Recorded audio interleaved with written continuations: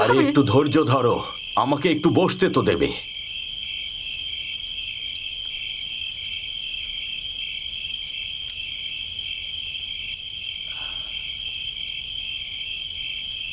যখন আমি হিজাজে গিয়ে পৌঁছালাম, তিনি বললেন, কি ক্ষতিপূরণ দিতে পারবেন? আমরা বললাম 10টা উট দিতে পারবো। তিনি বললেন, আল্লাহ ইশারা না দেয়া পর্যন্ত উট ও পুত্রের মধ্যে লটারি করুন, উট পড়লে কোরবানি করুন। যত উট লাগে নিয়ে যান আব্দুল মুত্তালিব। আমার পুত্র আব্দুল্লাহকে বাঁচানোর জন্য হাশেমের বংশের সকল সম্পদ দেব, আর মোত্তালিব বংশের গুলোও দেব।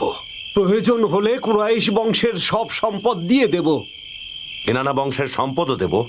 আল্লাহ সন্তুষ্ট না হওয়া পর্যন্ত উটের সংখ্যা বাড়বে। যদি আব্দুল্লাহ বেঁচে যায়, ওকে বিয়ে দেব। আমাদের ক্ষমা করুন রাব্বুল কাবা। ভাবছি আমিও বিয়ে করব। আপনি যা করে খুশি হবেন তাই করুন। মনে রাখবেন, আব্দুল্লাহকে আমি ফেরত চাই। যা করতে হয় করো আব্দুল মুত্তালিব। ছেলেকে বাঁচাও মক্কার প্রধান। আগামীকালই সবাই মিলে যাব কাবাতে। এই তীরটা হচ্ছে আব্দুল্লাহ, আর এই তীরটা উটের। জলদি করো ভাই, তুমি আমার জুমাহ বংশের ভাই।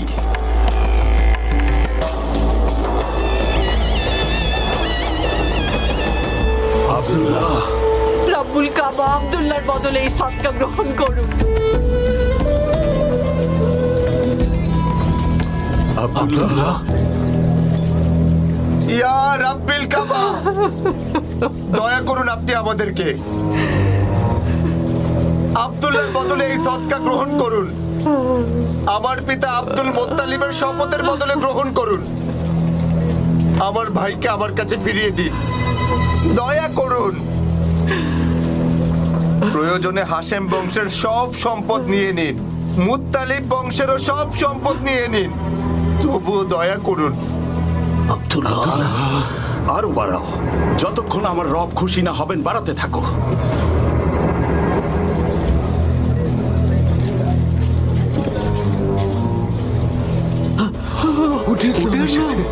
আল্লাহ তুমি অসীম দয়াময়। আল্লাহ তুমি অসীম দয়াময়। সহায় নেই, তুমি অসীম দয়াময়। ইয়া রাব্বিল কাবা, কুরাইশদের জন্য এক বিশাল সুখবর, হাশেম বংশের জন্য সুখবর। আব্দুল্লাহ বেঁচে গেছে। 100টা উট সদকা দেব। কাবার চারপাশে সবগুলো দরজার সামনে এবং পর্বত সমূহের সামনে কারো খাওয়ায় বাধা থাকবে না, না মানুষ, না কোনো জিন, না পাখি, না কোনো জন্তু। আল্লাহর নামে 100 উট সদকা দেব আমি। তোমার উন্নতি হোক আব্দুল মুত্তালিব। আব্দুল্লাহর উপর রহমত আছে, তার উপর আল্লাহর রহমত আছে। এটা আল্লাহরই উপহার। আল্লাহর নির্দেশেই আমি গরিব ধনী সকলকেই এই আহার করাচ্ছি। গরিব হোক আর ধনী, অথবা হোক কোনো পথিক। উপস্থিত কুরাইশগণ, উপস্থিত হাশেমের বংশ, আমি আমার পুত্র আব্দুল্লাহকে বিয়ে করাবো ওয়াহাবের কন্যা আমিনার সাথে। কাজ শেষ হলেই আমি রওনা দেব আরবের কাবার দিকে, এবং আরবের ওই কাবাকে আমি একেবারে ধ্বংস করে দেব, যেন ওরা আর সেখানে তীর্থে না যেতে পারে।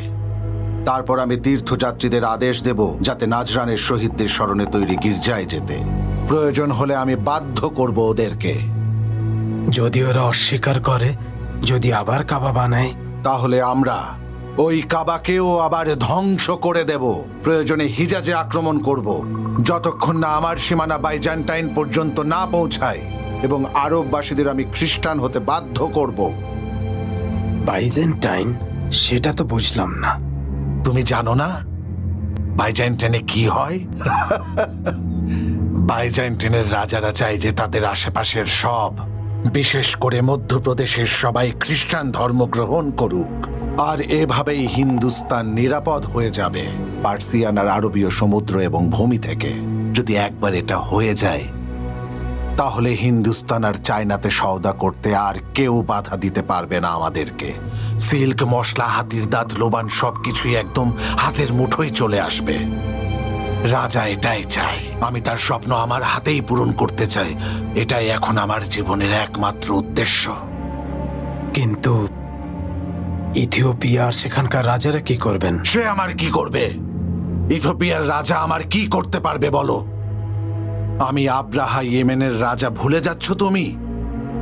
আর আমার সাথে রোমানরাও আছে। ওদের আর আমার ধর্ম এক। আমি আব্রাহা। আগে আমি দালিচ পোর্টে এক রোমান বণিকের কৃতদাস ছিলাম। আমি ওদেরই লোক। রোমান সাম্রাজ্য তো এটাই চায়। গির্জার কাজ তাড়াতাড়ি শেষ করো মাকসুদ। তারপর আরবীয়রা সানাই আমার গির্জায় আসবে। ধীরে ধীরে ওরা এখানে বাণিজ্য করবে। অনেক অনেক মানুষ আসবে। আর আমি ওদের রাজা হব, আব্রাহা। অবশ্যই হবে। আপনার স্বপ্ন দ্রুত সত্যি হবে।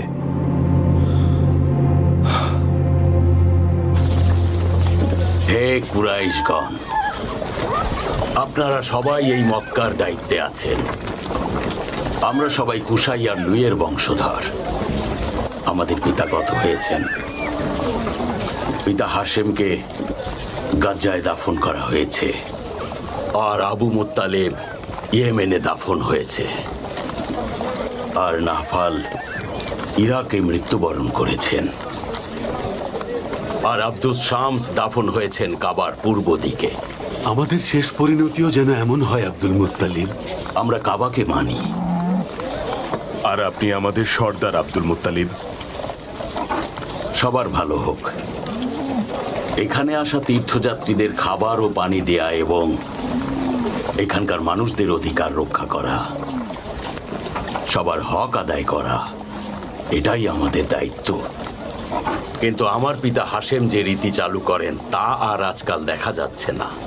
আমি আবার শুরু করতে চাই। কোন রীতির কথা বলছো আব্দুল মুত্তালিব?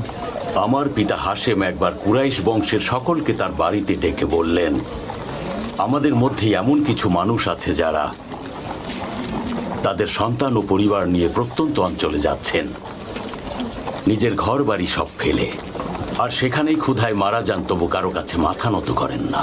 কুরাইশ বংশে এমন হওয়াটা খুবই লজ্জাজনক। এমন ঘটনা কুরাইশ বংশে আবার ঘটুক, সেটা আমরা কেউই চাই না। কিন্তু আজ আবার সেই ঘটনার পুনরাবৃত্তি হচ্ছে, এবং সেটা শুধু কুরাইশ বংশের নয়, কিনানা বংশ এবং আহাবিস বংশেও। এর পেছনে আমি শুধু একটাই কারণ দেখতে পাই, তা হলো বীরত্বের অহংকার আর সম্মান হারানোর ভয়, আর কিছুই না। তাহলে কি সমাধান আছে কুরাইশ প্রধান?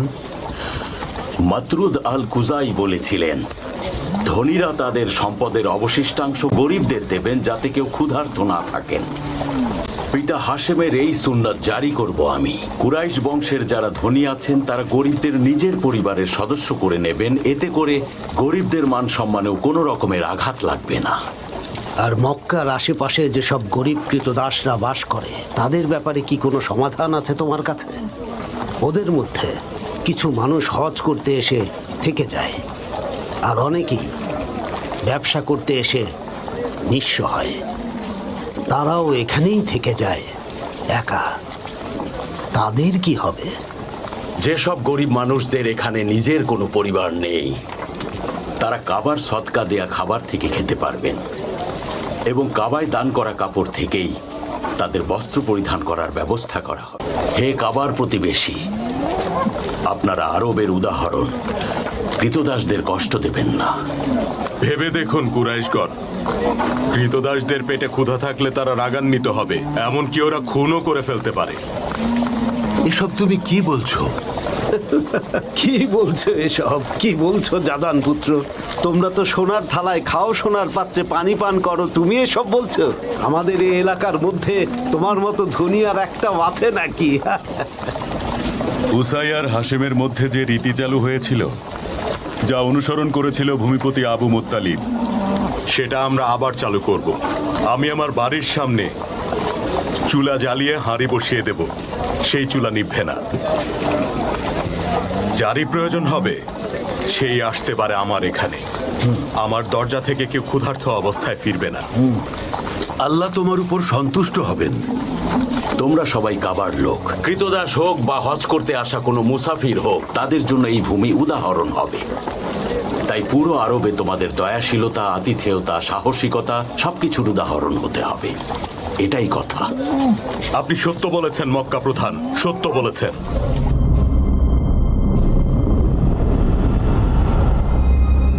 ঈশ্বর আপনার সহায় হন প্রভু।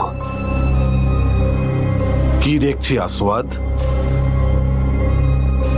তোমাকে দেখে এমন লাগছে কেন?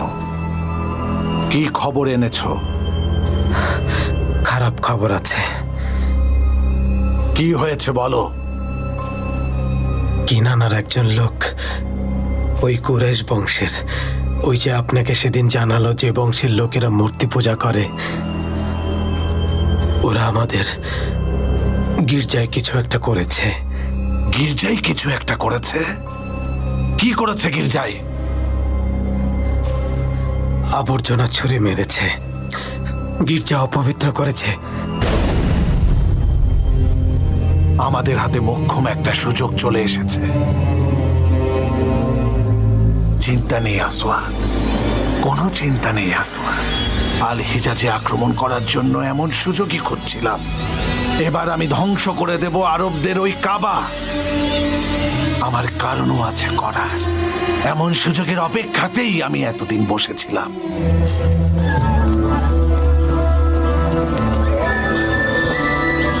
সেই লোক কোথায়?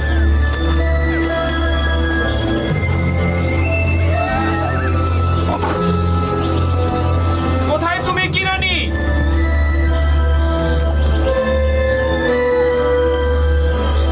বের হয়ে এসো কিনানি। মক্কাকে পাহারা দেওয়ার জন্য কি সৈন্য মোতায়েন করা আছে? জি আছে প্রভু। ইয়েমেনে তো সবসময় অনেক সৈন্য থাকে। ওদের একজনকে নিয়ে আসো, আমি একটু দেখি কাবার মূল্য তাদের কাছে কত। কিন্তু ওদেরকে নিয়ে আসলে হয়তো ওরা বুঝে যাবে আমাদের পরিকল্পনা। পরিকল্পনা বুঝে ফেললে কি করবে আমার? ওরা ভাবতেও পারবে না আমি কত সৈন্য নিয়ে আক্রমণ করব। আমি এক মুহূর্তের মধ্যে ওদেরকে মরুভূমির বালির সাথে মিশিয়ে দেব। পালানোর জায়গা পাবে না ওরা। মরুভূমি আর পর্বত যেখানেই জায়গা পাবে পালাতে থাকবে। একটা বাজ পাখিকে দেখে যেমন ছোট ছোট পাখিরা পালাতে চায়। আমাকে বলো তো আসওয়াদ, কাবা ঘর কি তাদের জীবনে খুবই গুরুত্বপূর্ণ? সবার জন্য না। যেমন নাজরান থেকে কাবাতে আসা আল হারিতের বংশ, কারণ তারা খ্রিস্টান ধর্মের অনুসারী। এছাড়াও কিছু ইহুদি, কিছু ফাদাক, কিছু খাইবার আছে। খাতাম বংশেরও কিছু আছে। আমি যতদূর জানি খ্রিস্টান ধর্ম আরবের সকল বংশের মধ্যে ছড়িয়ে গেছে। তাহলে হঠাৎ কাবাকে এত গুরুত্ব দেয়া আর হজ করতে যাওয়ার মানে কি? তারা বলে কাবা নির্মাণ করেছিলেন ইব্রাহিম আর ইসমাইল, তাই আরবীয়রা কাবা ঘরকে উপাসনালয় মানে আর সেজদা দেয়। ঠিক কতটুকু ওরা মানে? কাবার জন্য ওরা জীবন দিতেও পারে প্রভু। তাহলে কোন কুরাইশ বণিককে ধরে নিয়ে আসো। তুমি এসব কি করেছো কিনানি? তুমি জানো না শীতের সময় আমরা ইয়ামেনে ব্যবসা করতে যাই, আর সেই জন্য আমরা এখন বেরিয়েছি। অবশ্যই আব্রাহা এতে রেগে যাবেন। তুমি গির্জায় যা করেছো, তারপরে উনি চুপচাপ বসে থাকবেন ভেবেছো? কখনো না। কিনানা আর কুরাইশকে উনি একেবারে মাটির সাথে মিশিয়ে দেবেন। আমি কিনান থেকে এসেছি, আমার বংশ ফাকির। আমাদের জন্যই পবিত্র মাস পেছানো হয়েছিল। আমি হুনাত আল হিমারি, রাজার আদেশ নিয়ে এসেছি। রাজার? তিনি আমার কাছে কি চান? উনি ডেকেছেন। কিন্তু কেন? আমাদের কোনো গোস্তাকি হয়েছে নাকি উনি মালের ভাগ চান? আমি কিভাবে বলবো? নিজেই গিয়ে জেনে নাও। রুকাইয়া আমাকে বলেছে আব্দুল্লাহ যখন কাবাঘর থেকে ফিরে এলো, আমি চোখের সামনে নূর দেখতে পেয়েছিলাম, যার চুল হর্ষের মতো। তুমি কি জানো আমি কেন ডেকেছি? জি না, জানি না। তোমাদের একজন লোক আমার গির্জাকে অসম্মান করেছে, যা আমি কোনোভাবেই বরদাস্ত করব না। ওকে আমার চাই। তোমরা হলে কি এটা মেনে নিতে? রাজা বললেন, সর্বশেষ কে আসবেন? সাতিহ বললেন, একজন মহান নবী, যিনি হবেন সকল নবীর শ্রেষ্ঠ। রাজা বললেন, কোন গোত্র থেকে আসবেন তিনি? উত্তর, এমন একজন যিনি গালিবের, ফাহারের, মালিকের, নাধিরের, কিনানের পুত্র, যিনি জীবনের শেষ পর্যন্ত তার মানুষদের রাজা হয়ে থাকবেন।